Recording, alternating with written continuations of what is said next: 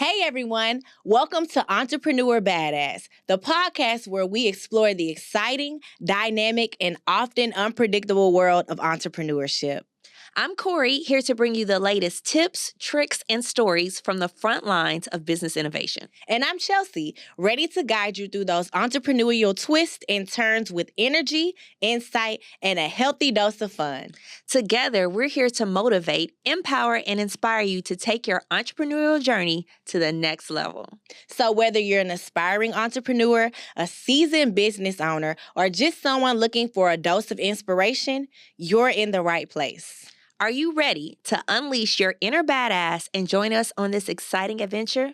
I am. Are you? For all my entrepreneur badasses, our hustler spirit of the week is Douce Breeze. Of course, it has Douce in it, a hint of coconut, red wine, and some fresh fruit.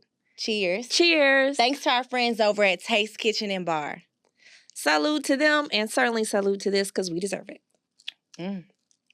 Okay. I already love Douce, and so when you add a little balance, these are dangerous though, because you can keep these up all night. I'm not putting it down. It's the perfect little drink though for what I want to know, which is what most entrepreneurs, when they're trying to figure out what they are, where do you start? How did you start as an entrepreneur? I think it's a question so many of us have to grapple with because sometimes you look back and you started way before you even had like an LLC formed. So Chelsea, tell me, how did you get started as an entrepreneur? So I've been an entrepreneur for 9 years now. Initially, I started because I was working a 9-to-5 and I just did not like being at one place for that long. I felt like I was in captivity, honestly. Really great group that I was working for, but it just wasn't for me. So I decided to open up my very first business, which was a tax firm. And because I've always been very clerical. Okay. I've always been wanted to be in a service industry. I really, really love to help people in, multiple ways. So I chose to start my tax firm, and it's been up from that point, I guess, 2 years into me owning a tax firm because having a tax firm is actually a seasonal business. Mm-hmm. I needed something to do, in between time because I cannot sit still. Okay. That's a common thread for entrepreneurs. Right. I'm like, okay, I've made some money, but now what? I decided to buy a food truck, and I don't even know what made me buy a food truck. I like the food truck culture. So I said, let me just buy a truck, and I worked the truck when I was not in the tax office. Okay. And it grew to a really known brand. We did festivals and things of that sort. And now I have a brick and mortar called Creole Kitchen and Daiquiris. I love to hear how people roll out additional things. Mm-hmm. Entrepreneurs get to start one place, but where you start is not where you finish. And I believe in the power of pivoting, you guys. Like sometimes I'm still, right now today, in my mind, I am working on pivoting. I don't want to stay in one industry, in one area. I want to continue to explore other areas because when you read books about wealth stories and people that, are multimillionaires and billionaires, where they are now is nowhere near where they started. They were in different industries doing different things. So I feel like, as an innovator, it's really important for you to consistently work on changing your industry and trying different things because you just never know what your niche may be. And you never lose the excitement that comes with starting something new, taking on new challenges. Right. Most entrepreneurs, especially serial ones, it gets boring. Once you conquer one mountain, you start looking at where's the other mountain, where's the next mountain. And she is downplaying it, guys. She is the content creation queen. And she also has financial services. So if you're looking to get into tax preparation, she has a breadth of all kind of resources that she can use, that you can use to start your own, because not everything has to start off as a full-time entrepreneur. Right. The side hustle is real. Yeah, for sure. For sure. And I believe people need to normalize that. At the end of the day, your business can be supplementary. It does not have to be your primary source of income. What do they say? Use your your day job to fund your business until your business can afford your lifestyle. That's a real thing. I know that we glamorize business. People think that this is an easy process, but it's absolutely not. It requires a lot of money, a lot of time, a lot of innovation. You have to roll through the process. And being that we live in a microwave society, people think that things are supposed to happen so fast. Keep your day job and work towards your goals. That should be normalized. You do not have to immediately roll out and just start a business, and use that as your primary income. No, that's definitely true. And I know that my side hustle funded a lot. I had real estate allow me to have a 6-figure side hustle.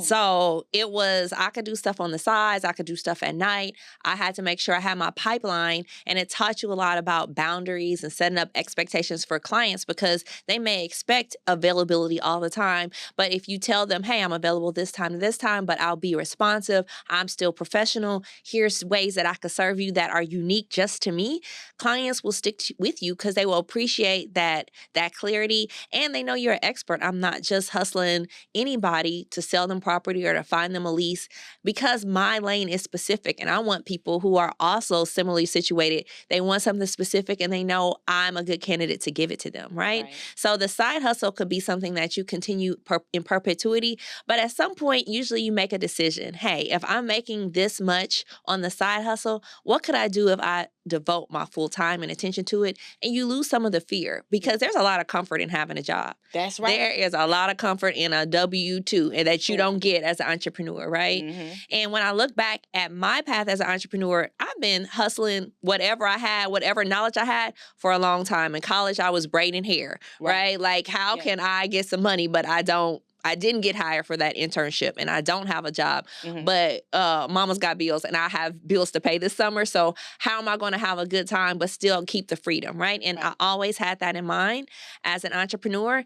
And I used that when I got into my professional career doing real estate as a side hustle. And then when I became an attorney, I had to really think about what are all the things I want to engulf in my life as an entrepreneur, whether that be real estate investing, having a title company, having a travel agency. I like starting new companies now. Don't get me wrong. Okay. But a lot of it is follow through and following your passions. Don't be afraid to fail for it. Just for sure. Try it. See if you like it. If not, no harm, no foul. Almost no mistake you can make is undoable, right? My bonus dad told me always growing up, follow your passion and the money will come. If you like to do something, if something interests you, try it. Yeah. Just try it. And if you really love what you're doing, that's what my food truck was. I love to cook. So when I tried it and I liked it, I was passionate about it, and it brought people to the truck because they're like, she's not doing this just to make $1. You can taste it in the food, right? Yeah. People can feel that when you're planning their trip. When you're planning their trip for them, they can feel that when you're passionately arguing, their points and things of that sort. It's very different when you passionately love what you're doing. Yeah. So we could give you any advice if you don't know where to start, or maybe you are in something and the passion is gone. Get back into why you love something. And that usually has to do with you, your personality. You like to cook. I like to travel. Those things can lead into lucrative careers if you give it a chance to grow. So sometimes you have to plant the seeds and go on faith that something's going to grow eventually. Yeah, for sure. So what's next for you? Okay, we know you do a lot. Where are you going to next? So at this point, I am really, really looking into getting more into the tech space. I love, as you said, I've grown to really love content, figuring out how to push content, setting up automations. I really, really would like to create a system to embed in other people's businesses. I feel like I'm really, really into the residual side, because owning a restaurant is hard work. If you can own a restaurant, you can do anything. So I feel like next for me is to find things that are passive, that require me to not that don't require me to work as hard, and still make residual type income. Sometimes it's about leveling up, like the way you think about business, and it's not always time for money. So I certainly am with you. I'm trying to find ways to diversify. I'm a lawyer, and even if you say, oh, you can bill a lot per hour, but I have to work those hours and I have to produce a product. It doesn't just come in my pocket because you hire me, right? You hire me for the work, for the service. So a lot of what we'll be exploring in Entrepreneur Badass is how to move forward with some more passive options to make sure that bank account is still as fluffy as you like it, but you can explore some of the things you just want to do, you want to learn, because that can be a powerful part and inspiration to your life. Right. And getting out of feeling like you have to have that hustler mentality and work, and move. Because there's a difference between being productive and being busy. Okay. So I really am getting out of the hustler mentality and the running of a business mentality. Well, guys, this was a great one. You've learned a little bit about us, but we want to learn more about you. So make sure you reach out to us. You can comment, share, subscribe below.